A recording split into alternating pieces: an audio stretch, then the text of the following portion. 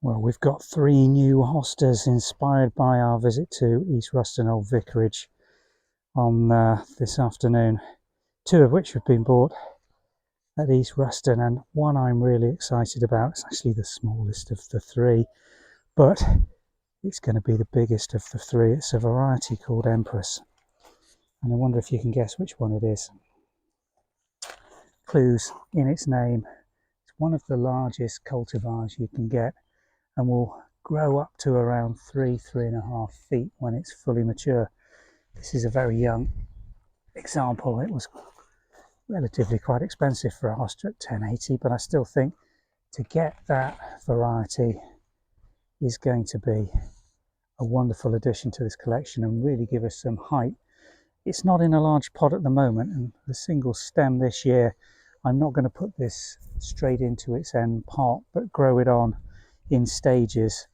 And growing actually says 4 to 5 feet tall, which gives you some impression of just what a whopper this one's going to be when it gets fully going. Other one we really fell for was just by the central single striation down every single leaf. Smaller variety.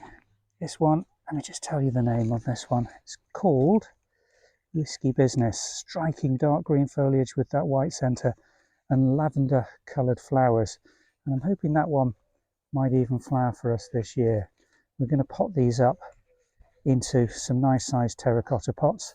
Really healthy growth on this, and a lovely multi-stem crown on this one, so that was much better value in terms of getting a plant that's going to grow very quickly, very fast. And the last one that I just couldn't resist when I saw it, again a large leafed silvery green, but just look already with flower spikes up, and I think this one's going to be a nice early flowerer. This one's called Elegans, and a sort of white lavender flower again, held really nice and high above what I'm hoping is going to be a really good potful of delicious, just lightly striated with these sort of, it's almost got a ribbing across the leaf, but just look at the light coming through those, looking really healthy. When you buy hostas in garden centres, don't be put off by this sort of splattering that you get on the leaf. This is just where they've spray watered them or watered them from above on an irrigation system, and if it's in a hard water area, you will get this sort of calcium carbonate chalk-like deposits on the leaf. That's all going to wash away as soon as you stop watering them from above and water them directly onto the compost once they're planted out, and that will not be an ongoing problem. It's certainly not a disease, just a consequence of how they've been cared for in these containers in the nursery.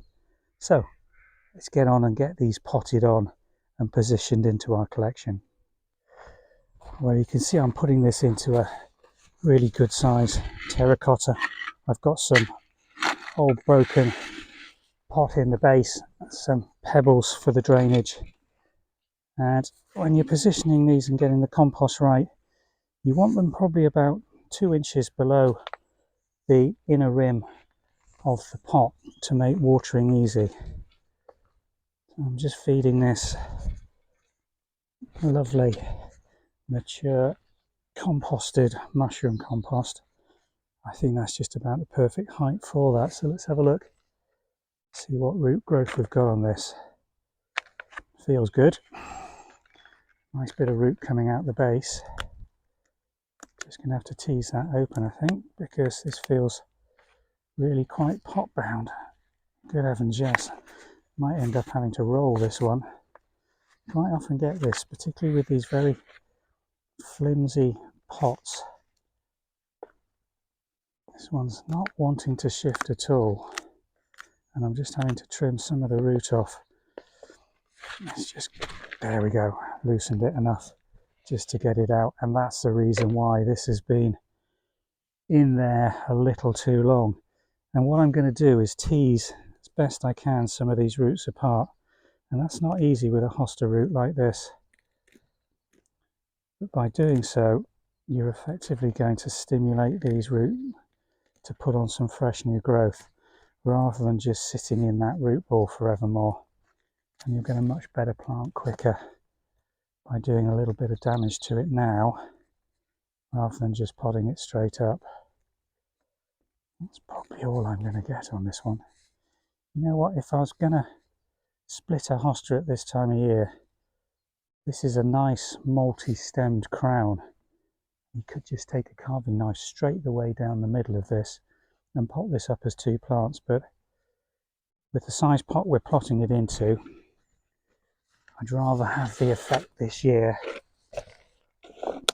of a beautiful shaped plant and split it much earlier in the season so that you get that shape forming this year. And with this one being in flower, you'd be pushing your luck a bit, but they're incredibly resistant hostas.